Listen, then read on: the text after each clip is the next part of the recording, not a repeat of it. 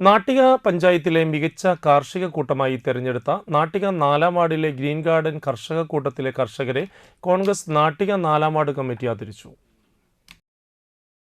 നാട്ടിക ഗ്രാമപഞ്ചായത്ത് മുൻ പ്രസിഡന്റും മഹിളാ കോൺഗ്രസ് ബ്ലോക്ക് പ്രസിഡന്റുമായ പി വിനു കർഷകരെ ഷാൾ അണിയിച്ചും ഉപഹാരം നൽകിയും ആദരിച്ചു.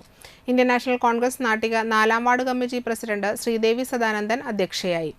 കോൺഗ്രസ് നാട്ടിക മണ്ഡലം president PM Siddique, Pushpangadan Njayakkatt, Prasad Vellanchery, Raghunath Nayarussery, Rani Pushpangadan, Jayaraman Andezhath, KR Sarala എന്നിവർ പങ്കെടുത്തു. മികച്ച കർഷക കൂട്ടമായ ഗ്രീൻ ഗാർഡനിലെ സരോജിനി പേരോത്ത്, രമണി കൃഷ്ണൻ, ബിന്ദു ബോസ്, ഗീതാഞ്ജലി തറപ്പറമ്പിൽ, പ്രമീള പൂക്കാട്ട് എന്നിവരെയാണ് ആദരിച്ചത്.